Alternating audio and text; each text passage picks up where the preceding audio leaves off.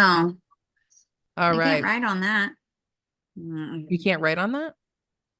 Well, What do no, you I mean? mean, there's no room to put notes. Oh, I Mm-mm. can put a different one in here too. The blank one. Um, that leaves it open, but I don't know. Like this one?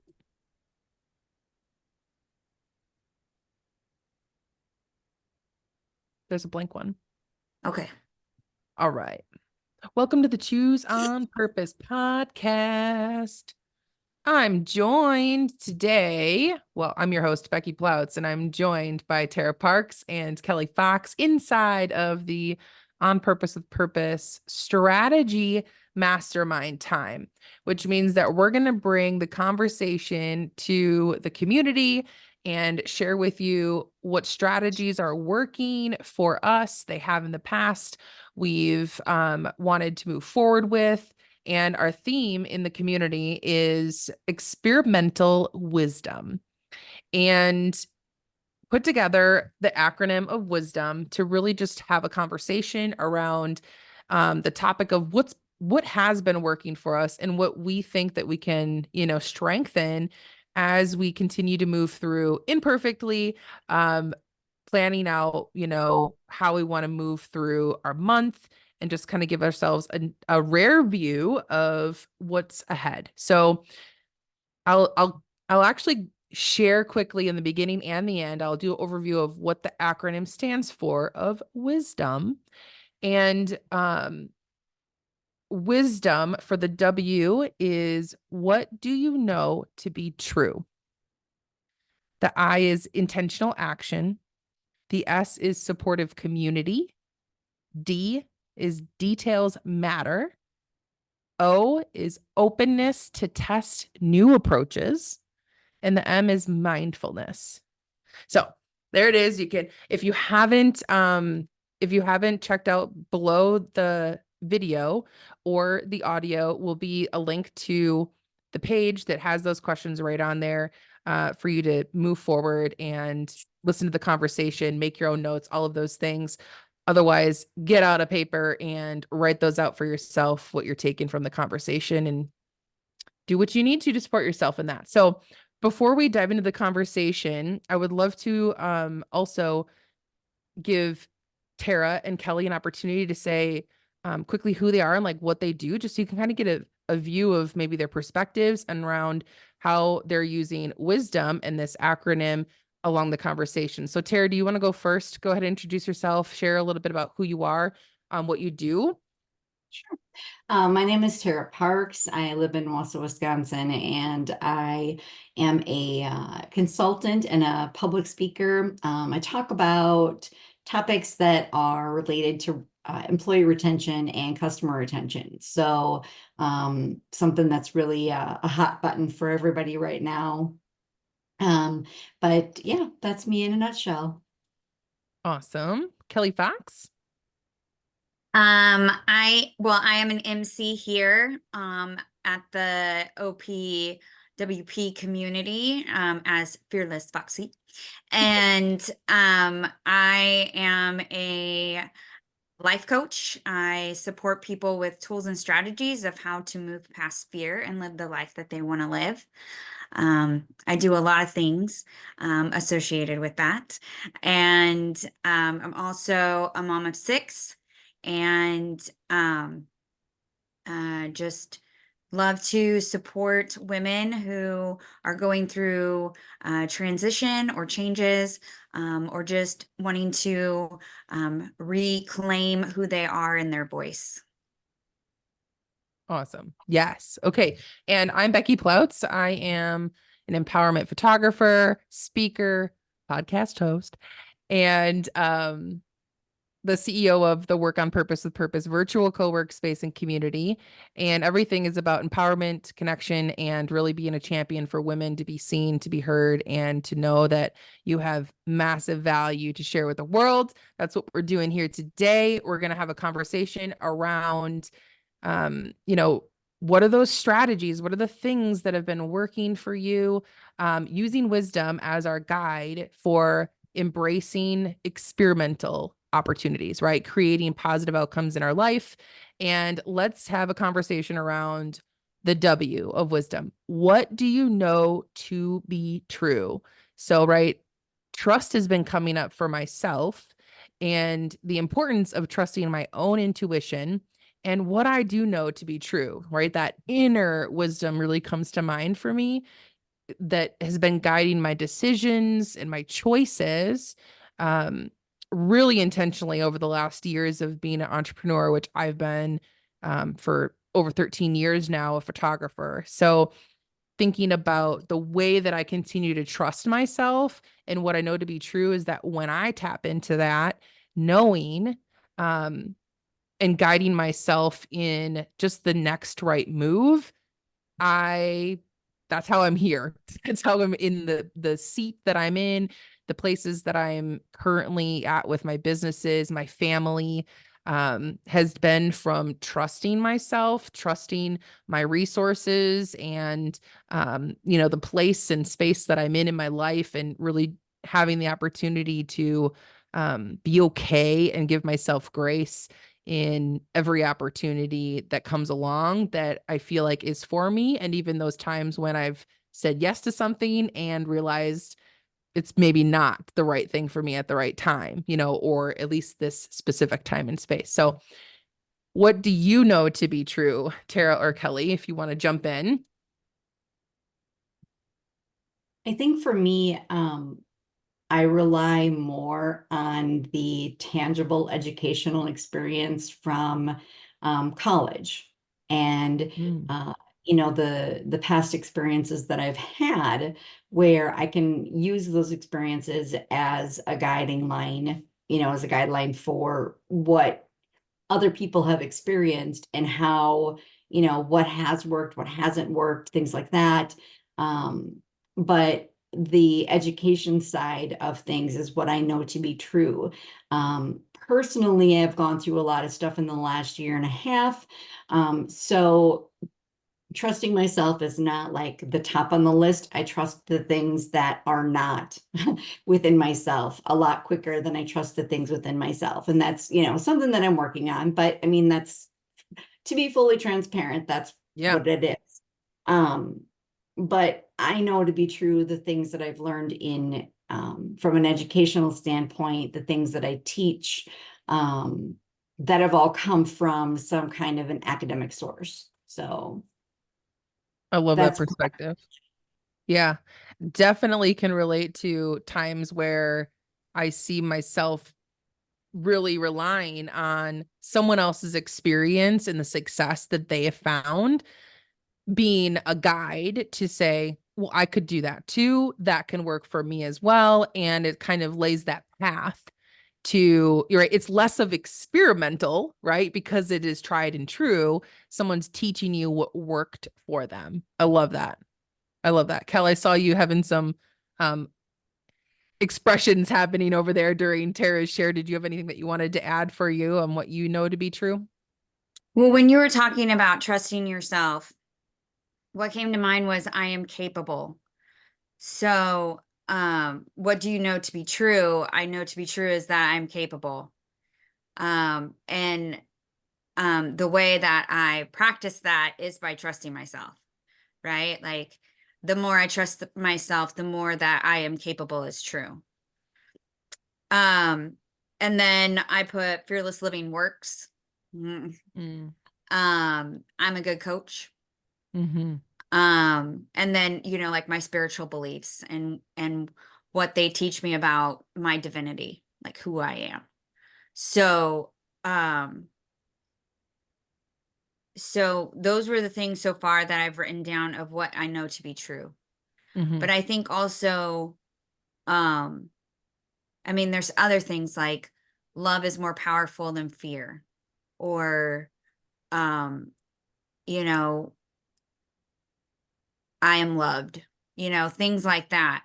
Those are, when it comes down to it, those are the things that keep me going. Um, you know, and those are the things that have helped me to progress. Yeah. I love that too. When thinking about like one liner just came to mind. You know, I'm a big quote person. So quotes, one liners, affirmations. Um, and when you said I am capable, that's literally one of the affirmations that I say to myself every single morning. It's one of my color path affirmations specifically for me, which is I am capable. And it is I'm capable. I choose to let go of what I can't control in my life is like the full affirmation for I am capable. And I literally say it every morning out loud in front of my children. They have their own, but that's one. So I love that you brought up affirmations and the things that we know to be true. I affirm myself in what I know to be true a lot. So that's one of the strategies that I definitely have used in growth and trusting the wisdom that I know is within me. I personally need that verbalization, that reminder daily that I am capable. So yeah, I Yeah, I love mean, it's something that I constantly prove to myself. Um, and and I say that because for me to believe it, I have to constantly prove it to myself. So, Mhm. like Tara was saying that it's easier for her to trust things outside of herself. I mean, trust is my biggest thing. My biggest challenge is trusting myself. And so it's something that I practice every single day. It's my intention every day is to trust myself more. So I totally understand where you're coming from. Um, and there are some things that I can now trust, and I don't need someone else's opinion, or I know that I'm capable of doing it without, asking a ton of questions or whatever it might be. But then it'll come down to something simple as, like on Sunday, I wore a dress that I haven't worn in a long time, you know, and I went in and I woke up my 16-year-old and I said, "Does this look okay?" Mm-mm, you know? And then, I was trying to decide between which shoes to wear. And I went in and woke her up again and said, "Which shoes should I wear? This one or this one?" And then it was kind of cold. And so I needed to wear a jacket. And I went into her room and I was like, "Does this jacket look okay?" Mm-mm. Like I woke her up 3 times to check my outfit. Mm-mm. So Oh my gosh, yeah. but that's not every day, right? Like I didn't Yeah. ask anybody about what I wore today. Right? I just put it on and I'm good with it, right? But there's still some things where I'm like I can't just trust my own opinion that it's okay. Or Mm, I don't I don't know if I'm being hard on myself, like the things that I see, like is right. this role like too noticeable, or like I'm tough on my body or whatever, how I fit in the clothes, and so Mhm. does it look okay to someone else who's not super critical of me, Mhm. right? So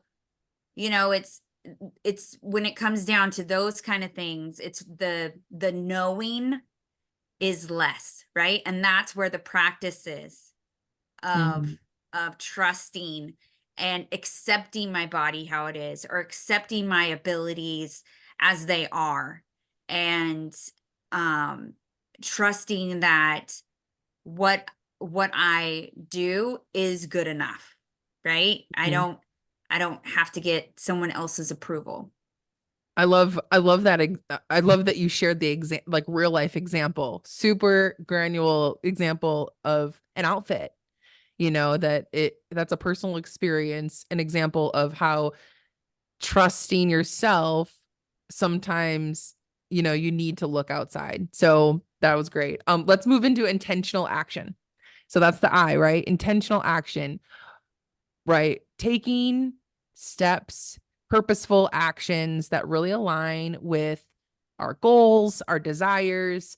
Um, One of the things that we talk about a lot and that we utilize is setting clear intentions. Kelly mentioned she has a daily intention, which is a little bit different than we talk about consistently in the OP community of what our intention is for the time. But really, it's a, overall intentional action is about being purposeful and in a way that contributes to our success, whatever that definition is for you, right? Defining that for yourself, but really being on purpose with the things and the actions, the behaviors, the strategies, the things that you know are going to get you from where you are to where you want to be is intentional action. So let's have a little discussion about that. How do you feel about intentional action when it comes to experimental wisdom? Well, I think you have to intentionally be open, Yes. and be intentional about being willing to be a beginner and Mm-hmm. always be a learner. And I know there's times where I'll go to a workshop and someone's teaching something that I already know, and I'm like, oh, okay, I don't really pay attention anymore. Mm. And so if I decided to intentionally show up, right? But then I intentionally shut down. Right? It wasn't like a just I was mindful of it. I was mindful of it, So I'm like, I already know this. I don't need to listen anymore. That was a choice, right? Like it Yeah. didn't just happen. It wasn't like I got distracted and then I'm like, oh, I was doing this. Right? So I think we can be intentional in a good way or in a not so good way or productive way. So I love that you made the distinction of being intentional or taking intentional action towards success, because Mm-hmm. I think shutting down or no longer being open to learning something new or different or a different perspective or whatever is not moving me towards success. Right? If I'm going to close myself off to what this person is sharing with me, I could just leave and use my time more productively, right? Mm-hmm. Instead of staying Yeah. and just checking out. So I think Right. that it's good to um be mindful of your choices. Are they really in alignment? Because you said that alignment action. Are they really in alignment with who you say you are? Mm-hmm. Yeah. Or who you're practicing to be. Right. So Yes. one of the things that I use in a couple of groups that I belong to that are networking groups is the phrase being intentionally curious. Mm. When you're trying to get to know people and intentionally asking things about their family or about, who they are as a person, to really try and draw out and make a real connection with someone instead of just that superficial, oh, hi, how are you? My name is Tara. I'm a mom. I have this, but it's like all very surface level superficial. And it's kind of the pass off answer where being intentionally curious is about really digging in and going a little bit deeper and actually asking those hard questions to really, listen, first of all, get the feedback, and to really be able to um, understand those other people, your surroundings, the environment, what you're being intentionally curious about a lot better and a lot deeper on a much deeper level. Mm-hmm. I like that intentional action because it reminds me to be intentionally curious. Yeah. I love that. Intentionally curious. Asking those deeper questions. I love that. And that rolls me into the S of supportive community, thinking about when I know I feel supported, I am more willing to open up and give those in-depth answers. And I hear that you said, to listen. And while I'm in that position of asking those questions and being intentional about getting to know someone through connection, like you're mentioning, I'm personally not only listening, I'm watching their body language. I'm seeing, is that is that true? Is it truly how they're feeling when they're saying these things about that connection, right? Or is it still surface level and they're maybe telling me things that they think I want to hear or that I think to be true? There's a whole nother layer of supportive community in my mind, in my own experience, that is beyond what I tell people, not in a way that I lie to people, but that some people can't handle what you truly will say to them and hear the truth behind it and what they know and what they're feeling. So I'm also a body language person and like the energy that people exude. And that's where the supportive community really comes in play. And it's trusted counsel. It's really trusting the people that we share ourselves with, and the way that we do that on our own personal journey that is very personal. But that's where supportive is a really key word in this, that I wanted to touch on. So it just really rolled perfectly into that conversation from what you just shared, Tara, because people can say something, but really mean something deeper. Mhm.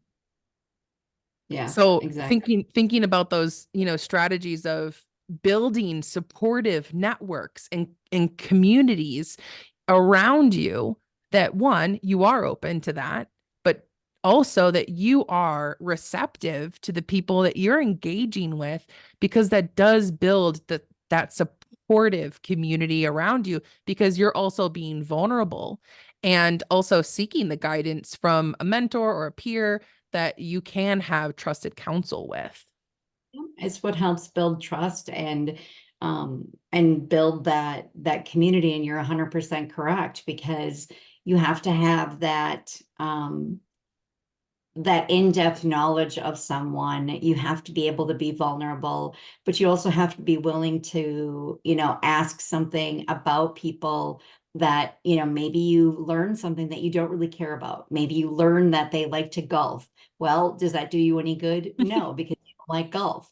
But the fact of the matter is that the next time you meet them, you can ask, so how's your golf game? It's a way to connect, and it's a way to further that relationship, even if the information that you're receiving back is not something that you're, not personally interested in, or you don't have a vested reason to like what it is that they're saying. But getting that feedback gives you the opportunity to really, uh, you know, build that trust and build that relationship. Yeah, absolutely. It shows them that you are listening, that you are taking, note of what they like, dislike, or, whatever they share. But also it Oh, could be a leeway to giving them another connection to someone else when you've heard maybe you're not the person. But a supportive community also gives those opportunities and says, ooh, but I know someone that you're definitely for, or that I think you guys have a little bit more connection, that I can link you to them. mhm. Yeah. Yeah. It's about the other person more than it is Yes. and it's about showing them that they matter. And that's how you do that, is by being intentionally curious and learning more about what is important to them. Yeah. Kel, do you have anything you want to share about supportive community? Um, I've just been writing down a lot of words of like um what I want in a supportive community. Okay. Um, I loved how you said trusted counsel. So I wrote that down, and then I put mentors, and in fearless living we would call it fear busters. Yeah. So those people that help you bust past your fears. Um, and then I put proactive, positive connection, friendship, seen and heard, known.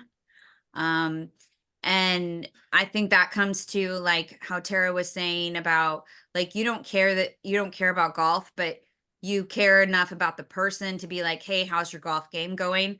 And Mhm. if you didn't learn that about that person, then you wouldn't know to ask that, right? And that makes that person feel seen. That makes that person feel important enough to for you to remember that about them, right?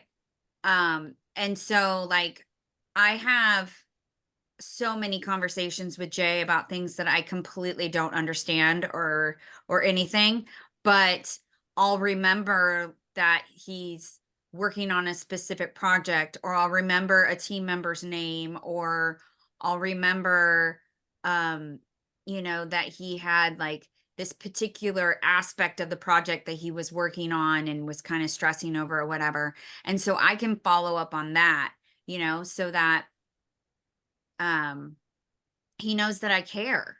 You know what I mean?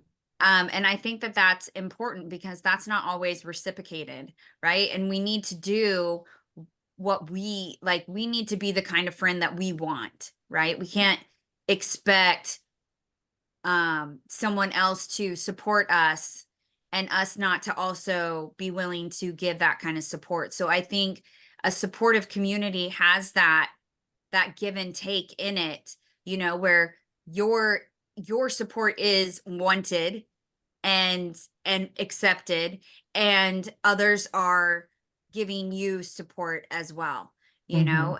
If you're just coming and taking, um that's that doesn't feel good after a while. So and if nobody wants your support, that definitely doesn't feel good after a while, you know Mhm. so yeah. So Yeah, you get both of you mentioning the specifics, right, of having the conversations, getting to know people. The D stands for details matter, and that's not specifically what that is for me. And where I was going with the details matter in the conversation is really about being able to track and evaluate, right? Thinking about when we are thinking about the piece of experimental for our topic, that's where the tracking and evaluating what's really working. So, but I like where you guys brought the conversation of the details in having conversations and connections with people and how important that is, because those details do matter. It's a depth of maybe they don't share about that specific side of things on social media. Maybe they don't share that in the community conversations, but when you're one on one with them and they have that direct line of connection and communication.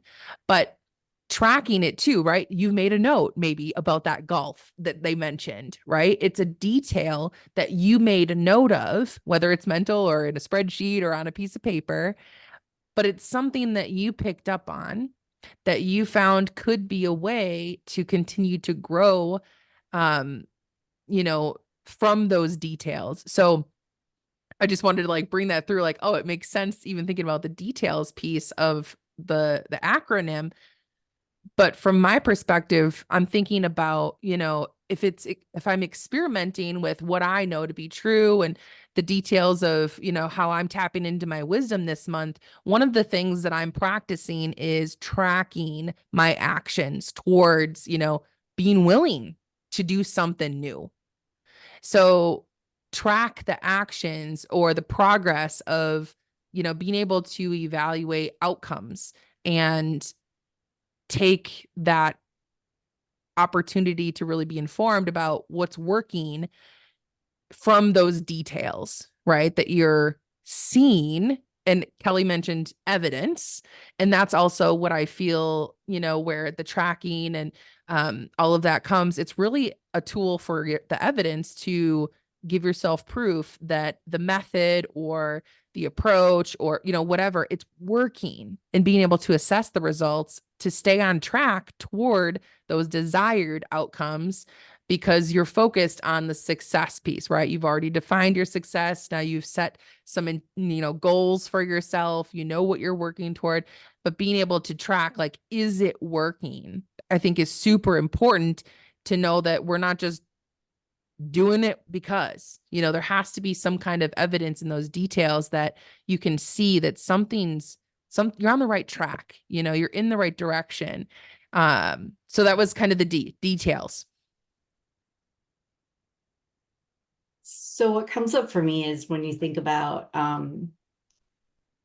when you talk about the tracking and making a difference and being able to track results to continue moving forward, I think about how many times speakers forget to ask for referrals or ask for testimonials.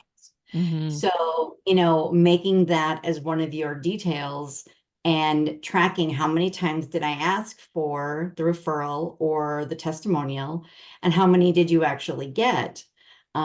Because if you have a big zero, then probably you didn't get any either.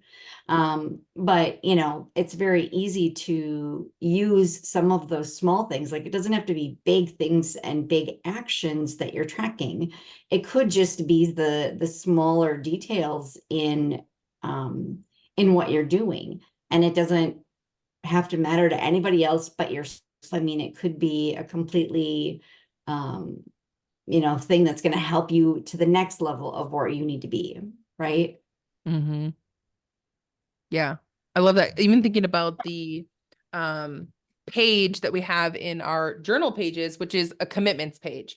The commitments, right? Those details could be tracking how many times you asked, tracking how many times you showed up to something, right? It isn't specifically about the outcome. However, I love that you mentioned both. It's important to have both, but the celebration of the act, the behavior of asking, you mentioned that has to happen in order for it to go. I mean, yes, sometimes we get people just organically doing the referral.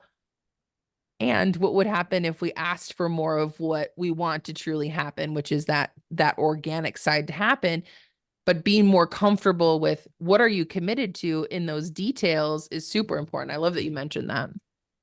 Well, and that's also part of like controlling the controllables. Mm-hmm. You control what other people do, but you can control how often you ask. You Right. can't control what someone else does in a situation, or in a, if you're in a one-on-one conversation, you can't control how they're going to respond, but you do control what kind of questions you ask. So you do have the ability to intentionally guide and intentionally um, you know, traverse that conversation so that it goes to where you want it to go, leading somebody to some information that you may want to share with them. Or you may just be the passive learner and just being asking random questions just to make a connection. Yeah. So there's a lot of different reasons that those details matter. Yeah. Yeah. Yeah. The one word that I added is clarity. Mm. You know, clarity comes with the details, right? When we're vague or we're unclear, it's because we're not looking at those details, or we haven't gotten down to the core of why we're doing something, or what we're trying to accomplish. What are those outcomes we want, you know? So I think that definitely comes with the details. I also wrote down know your numbers, Mm. because that's something I Yes. keep getting told. And so knowing my numbers, but also, I mean, I've had resistance in keeping track of like who comes to what workshop and how many times, and you know Yeah. who has it been 3 months since I've connected with them, do I want to connect with them again, like keeping track of like this community that I want to build, right? But am I connecting with them? Am I really connecting with them? Right. So, and that's in the details, Mm-hmm. you know, Yeah. and knowing the numbers is more than just what's going out and what's coming in of the business, but, knowing how many people you have in your Facebook group, or how many people you have on your email list, or, things like that too. Mm-hmm. What's your open rate? Um, you know, there's all different kinds of numbers when you get down in the nitty gritty of the details that you could be keeping track of. And I'm a detail person, and I find that when it's the details around my business, with some things I'm down, I can get in the details, but with the numbers, when you start adding math and but not just math, but when Yeah. I resist that, because I'm like, oh, this would be like a rabbit hole that I Yeah. would get lost in. And so there's resistance with that. And so, and that connection, or that building of that community that I want, is not where I want it. Right. Mhm. So details do matter.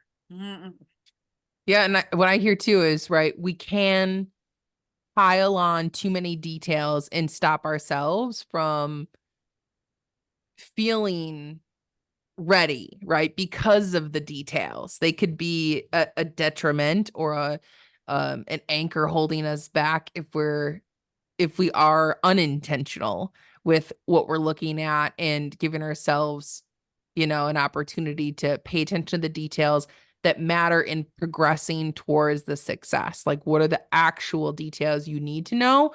And what are the things that, maybe that's when you get outside help and support, like accountants or, management of some kind, to pay attention. They pay attention to those numbers or those details that, the CEO, the person that's running it, whatever it is, you aren't taking on the little things that equal big challenge in our mindset. You focus on the things that you need to stay focused on.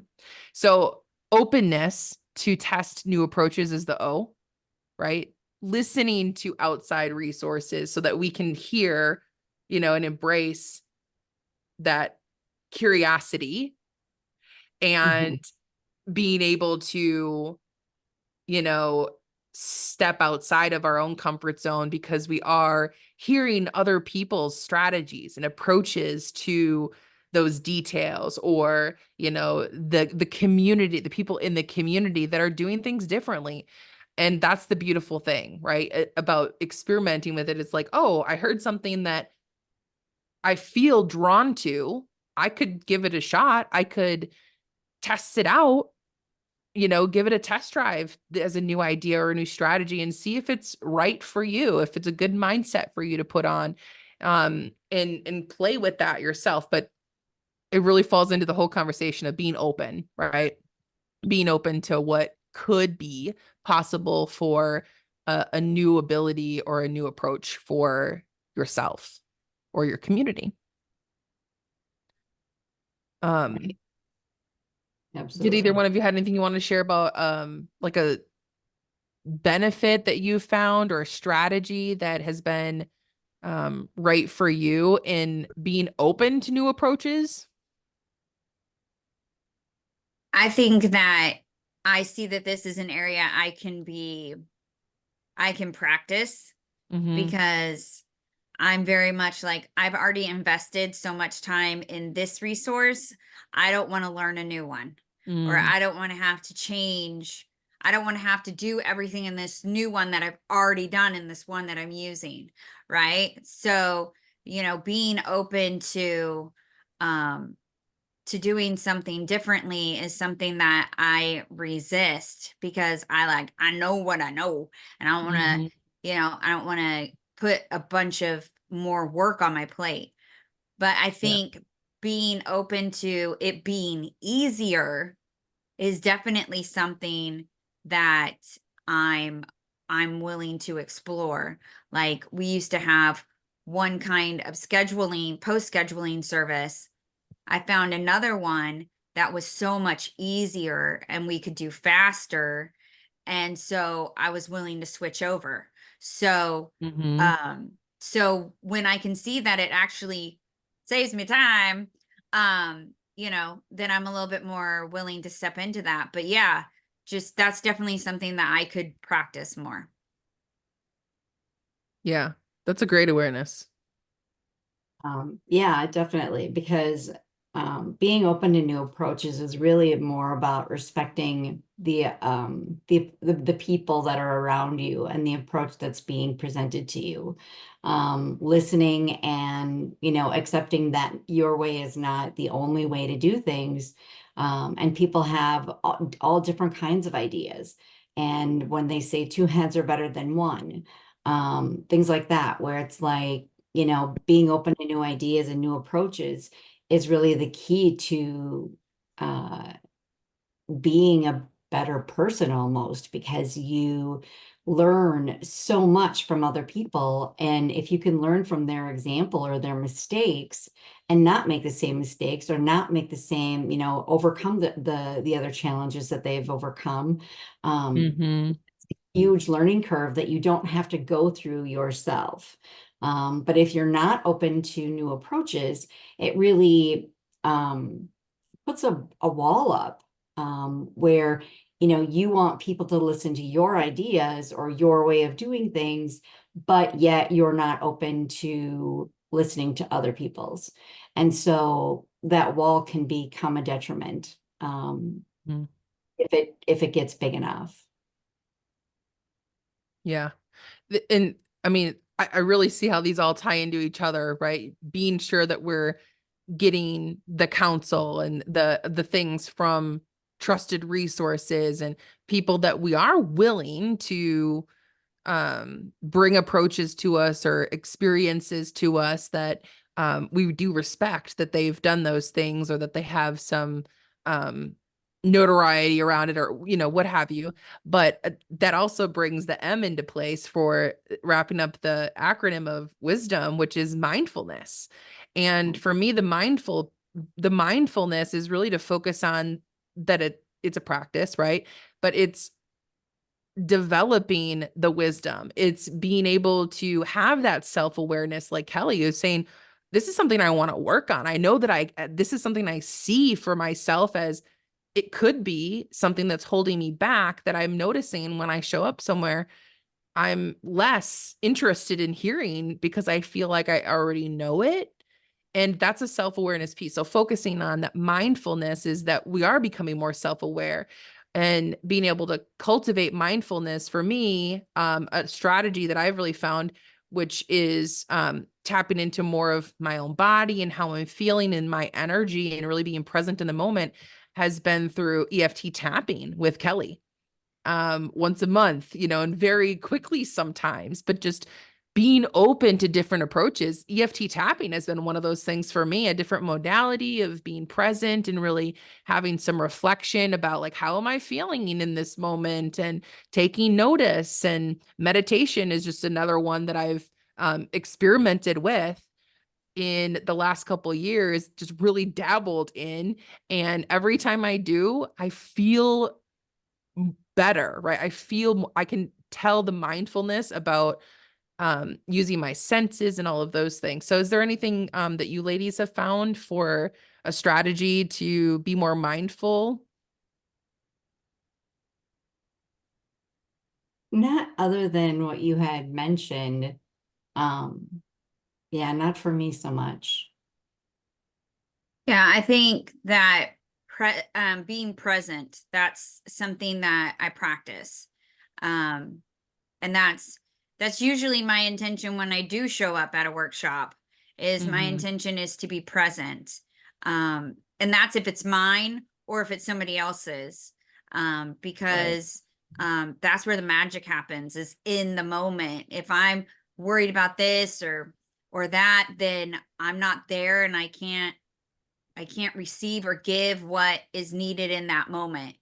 Right. And so I think being present in that moment is definitely important. And I think, like the tapping brings us present, right? Or any other kind of modality, like I can't think of what it's called, but what Coach K does, um, it brings you present. It brings your awareness to the moment, when you're feeling every little ridge of your your fingers, so that's one way. That's the one way I remember, is when I did that program. um any ways we can bring ourselves back to that moment, or bring ourselves back to our body, or bring ourselves back to our heart, or bring ourselves back to our, you know, wherever it is that we kind of like move away from, and to bring ourselves back aligned to, is, I think, that mindfulness. Yeah. I love that. So just really quickly, gonna share again. What do you know to be true? How are you taking intentional action? What is the support that you have in a community base? How are you tracking or paying attention to the details? What are the details that matter? Are you staying open to the approaches and the experiences that are being shared with you, or that you're hearing from resources outside of what you do know to be true? And are you being mindful in the way that you're, doing all of those things, so that you're staying in full alignment? That is where the wisdom is really coming through, is that it's aligning with you as a whole, and being able to pay more attention in that awareness piece. So hope this was helpful, and would love to hear more about your feedback from this. But this is the Choose on Purpose podcast. I want to thank Tara Parks and Kelly Fox for joining the conversation and sharing the strategies that have worked for you, and some things that you've become aware of in the conversation that can support you moving forward. So thanks for joining us. We'll see you next week.